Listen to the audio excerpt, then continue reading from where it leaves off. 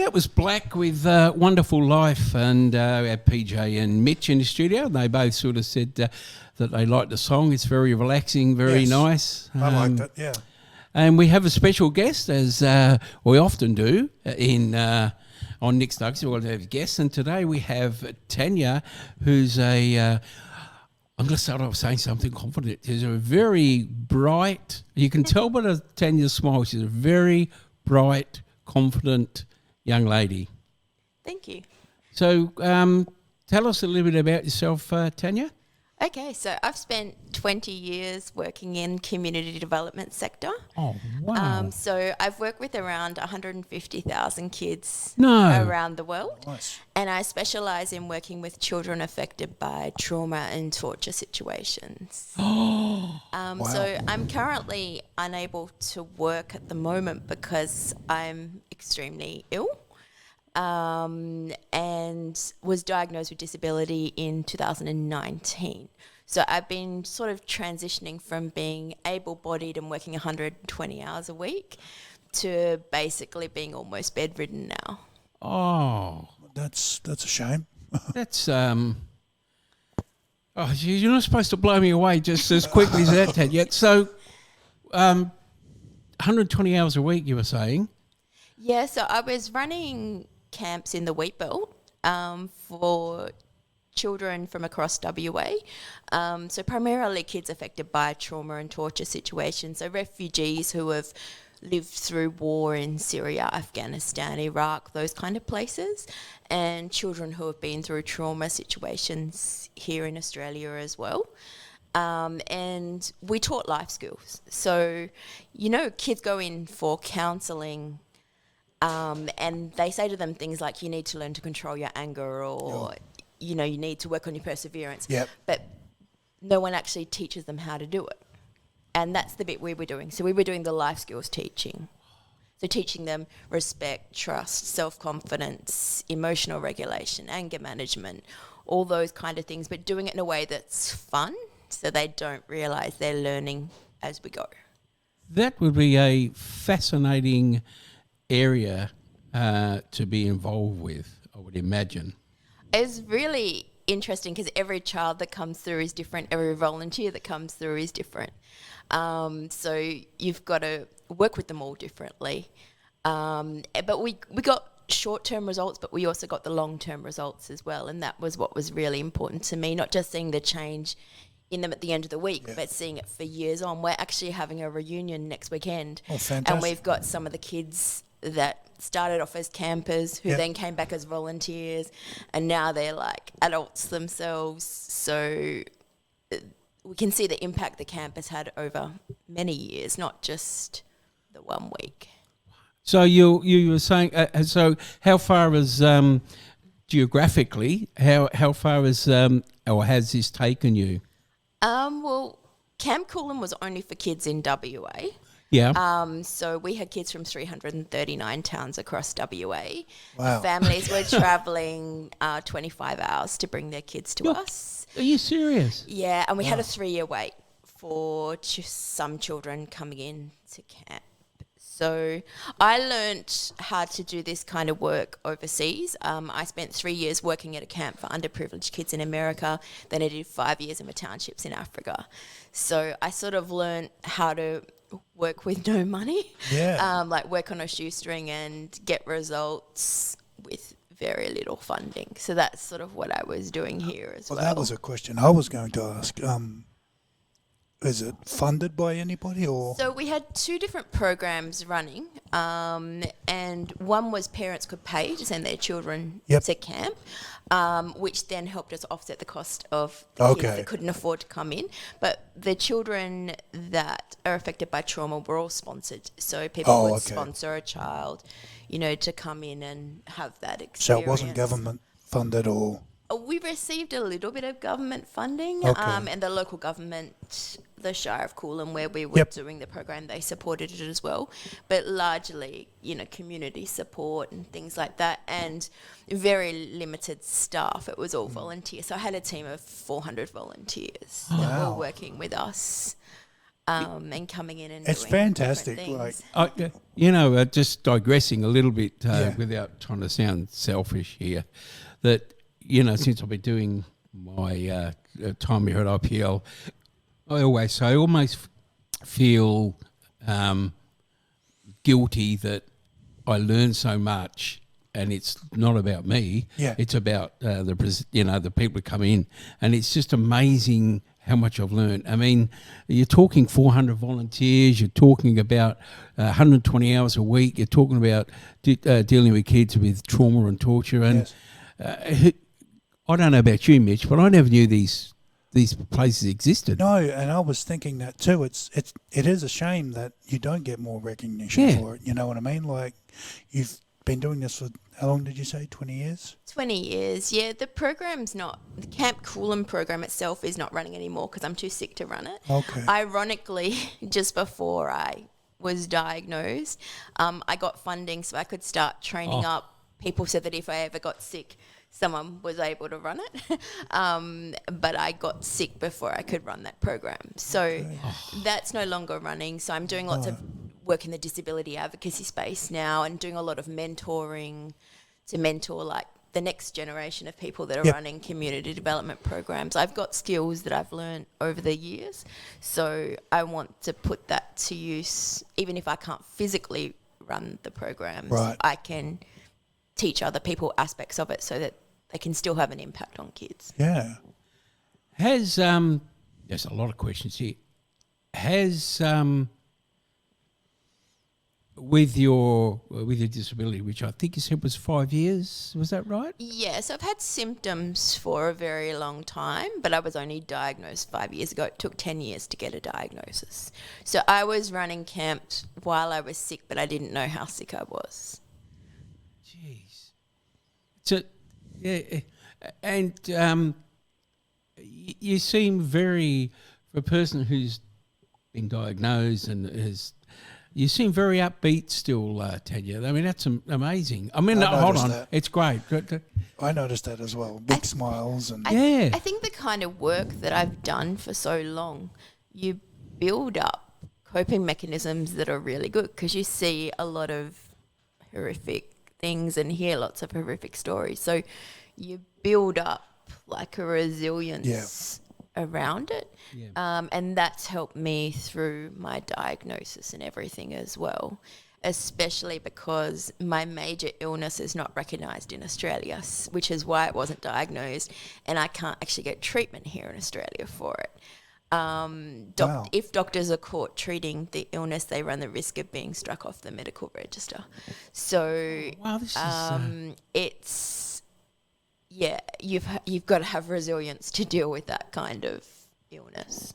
Would you like to speak about your illness, or would you prefer we talked about? I'm happy to speak about it because the more we speak about it, the more awareness is raised and the more likelihood there is of getting change in the future. Yeah.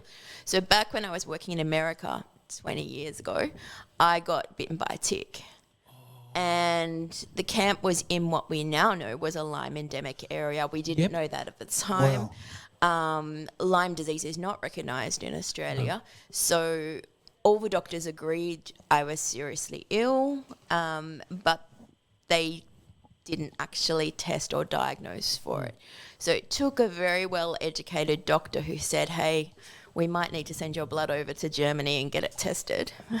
We sent my blood over to Germany and got it tested. It came back positive for Lyme disease, but also a number of other tick-borne infections at the same time because Lyme rarely acts on its own.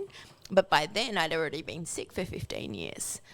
So the illnesses had been in my body. When the tick bit me, it put the Lyme bacteria into my body. Okay. But for 15 years, it's been swelling around my body and multiplying and getting into all my organs. So now it's affected my heart, my bladder. I've got braces holding my legs up. I need a walker to walk or a wheelchair. So it's literally in every part of my body. And in Australia now, we're allowed to treat the symptoms. Yes. So we can treat my fast heart rate. We can treat like the bladder issues and things like that, but we can't treat what's causing it. So it's like putting a Band-Aid on it. It's It's ironic, and I don't know a lot about a lot of things, but I have a niece in Melbourne. Her son got diagnosed with Lyme disease, and your stories about doctors, I can resonate, because she said, yes, nobody is not recognised here, blah, blah. And I don't know what happened exactly, Tanya, but I do know she took her son to America for 2 weeks. Yeah, so I would like to go to Cyprus and have treatment. There's many treatment options available, but for me, because of all my other complications, Cyprus is the best option for my specific situation. But it's going to cost $50,000 to do that. And obviously, I've worked in the community charity space for many years. I haven't been able to work for a few years, like paid work. So I don't have a spare $50,000 to just go and get treatment. So it makes it really hard. And there's a lot of people in my situation across Australia. I'm an ambassador for the Lyme Disease Association of Australia. Oh. And, you know, they estimate there's hundreds of thousands of people across Australia that have it. I got bitten in America. But there's a lot of people who have never left this country that have tested positive for Lyme. And yeah, it's one of the most controversial diagnoses you can get. I've worked in Africa, I've worked in Vietnam, and I've seen health systems, and I always thought, you know, our health system is great. If I ever get sick, no worries. Like, we got one of the best health systems in the world. But I've since discovered for certain illnesses we have one of the best health systems in the world. I don't mean to ask an ignorant question. Why isn't Lyme disease treated here? Good question. That's the $1 million question. So according to the Australian Medical Association, Lyme disease does not exist in Australian ticks.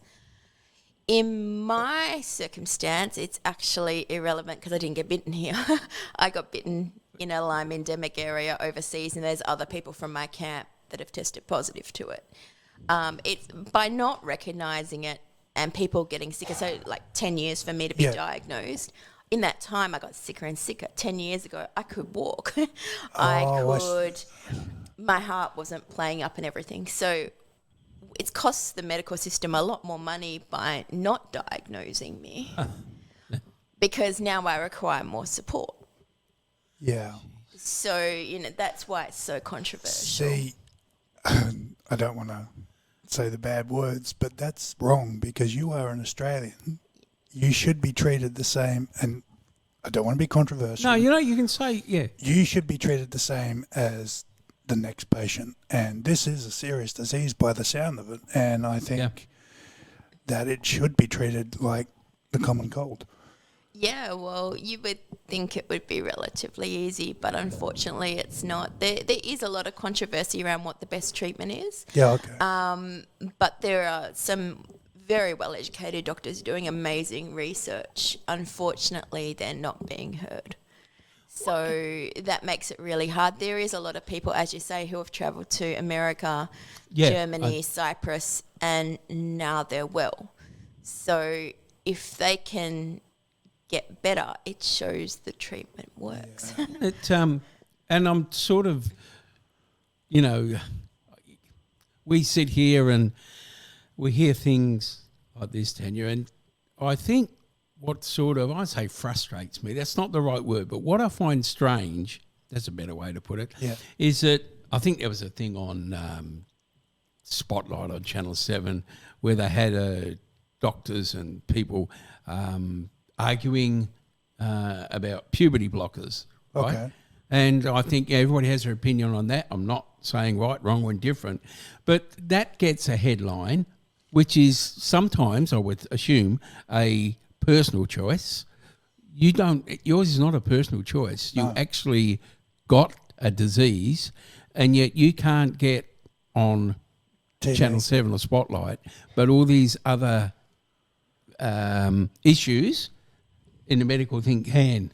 Yeah, it's very hard to get any form of media coverage, and that's why I speak about it as often as I can, because the more we talk about it, the more likely we are to get change. If we keep being silent about it, nothing's ever going to change. And meanwhile, you've got all these people that are extremely sick, who can't get any support. No. And it's the financial impact as well. Because if you have a disease that's not recognised in Australia, how do you get Centrelink and NDIS and everything like that? Yeah. I don't know if lucky is the right word, but I have so many other diagnoses. I've managed to get onto Centrelink Disability and NDIS because there's so much else wrong with me. But there's a lot of people that can't access those services. You know, I thought I was very well equipped to deal if anything went wrong. I had mortgage insurance, I had income protection insurance, I had everything like that. Mortgage insurance doesn't pay out when you get Lyme disease. There's a list of 11 approved diseases that you're allowed to get, and if your disease isn't on it, then we need a change, I think. you know, That's don't Definitely. get the money. I had a question. You say you're an ambassador for Lyme disease? Yeah, I'm ambassador for Lyme Disease Association of Australia. Do you have a website or like a petition, like to get this not recognised or legalised, but Great idea. do you have something online? All the information is on the Lyme Disease Association of Australia webpage. People can go on there, and there's heaps of information about, Okay. you know, the issues and what's happening at the moment. And there's actually a good friend of mine. His name is Tanner. He's in Victoria, and he's 16 years old, and he's about to do a 90-mile walk Oh, wow. to raise money to go towards research for Lyme disease. He's a Lyme patient himself. Okay. He's been through treatment. He's now improved so that he's well enough to do the walk. Fantastic. And he's trying to raise money and awareness for Lyme by doing this. Him and his friend Ed are doing it in November. Okay. And they've just launched. They're trying to raise awareness and money for that at the moment. I think that's what we need over here. I mean, I will be honest, I've never heard of Lyme disease. Yeah, but I'd only heard it by perchance with my niece's son. Yep. That she used to put posts up on her Facebook saying that her son, she's really happy because he could walk 100 yards down the street. And then the next 2 weeks, she said he's just lethargic all the time. There's no guarantee for me, because I've been sick for so long, that treatment is going to, I'm never going to be the way I was. But even if we can get a slight improvement so that I stop deteriorating, that would be great. So we're looking at the moment at potentially crowdfunding to try and, get me over to Cyprus. That'd be great. I mean, all those excuse me for interrupting, all those GoFundMe pages of people who go to Bali and get drunk and, want to come home and, they get 50, 100,000. And yet something like you, again, it's not your choice. You would think that a GoFundMe page, something like that would... And you've got one, you say? We're in the process of setting all that up at the moment. All right, I'll get the address. Because it's one of those things where we need people to go and have the treatment so we can prove it works. Yeah. Because if you're going to argue it, that we need access to treatment here, you've got to show that the treatments are working, which they are, as you say, somebody who's been treated. So it's not an easy fix. It's quite a brutal treatment, especially for me being sick for so long and having lots of complications with it. But it's something you want to do. It's worth a try, even if I can improve slightly so that I can, Absolutely. do more during the day or do more during the week or anything like that. I do have another question, but I don't want to trigger you. Is it life-threatening? It depends who you ask. Officially, no, it's not. Okay. But in saying that, there are people who have died from Lyme disease. Okay. So if you were to ask the medical profession, they would say no. Oh, okay. But there's lots of complications that of course come from it. So, like, I have postural orthostatic tachycardia syndrome, which is POTS. So that's caused by my Lyme disease, we think. And that causes my heart rate to run extremely fast or extremely slow. So, like, right now, I'm running an abnormal heart rate. My heart is too fast. It's not unusual for me to run a heart rate of 160 just by standing up. Wow. That's sort of how my body responds to things. So yesterday I was at 150. Yep.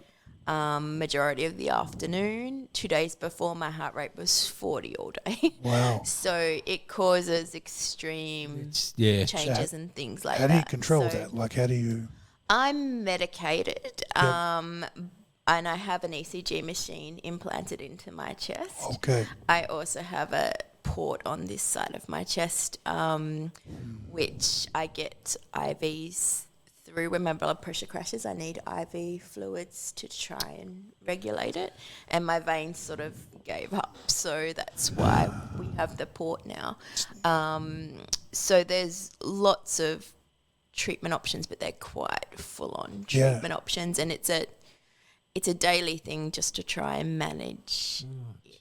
So things like that are not classed as life-threatening, but they're life-debilitating. What is life-threatening? Have you petitioned the government? I mean, that's a stupid question. There was actually a Senate inquiry back in 2016 that acknowledged, it basically found, yes, Lyme disease is an issue. Yes, we need to do something about it. Yes, people are suffering, but nothing has really been done about it since. Why do you, sorry, Tanya, why do you think that there's not enough focus on it, or not enough? Who in the medical, and this is a question I'm not a great fan of a lot of things that happen, because somebody decides that this word is not acceptable, and I thought, well, who gives that person the right? So with something like Lyme disease, who gives the AMA? Who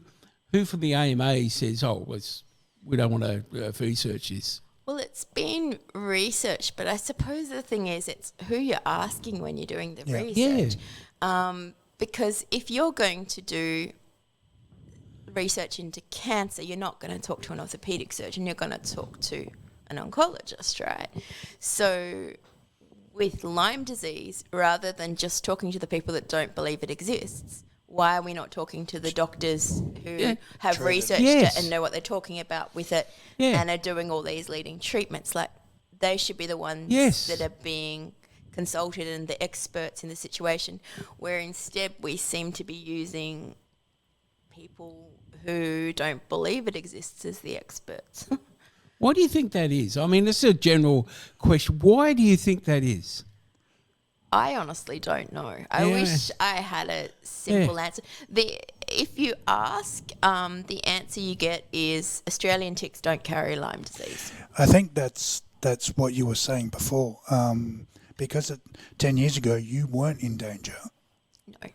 You were, you had your symptoms and everything, but it wasn't something that was an emergency. Yeah. And then 10 years later, now you're in an emergency. They're like, well, it must be something else because it wasn't. And they don't know enough of it. I'm not defending doctors because, to be honest, I hope that you do get help and things do get better. But I think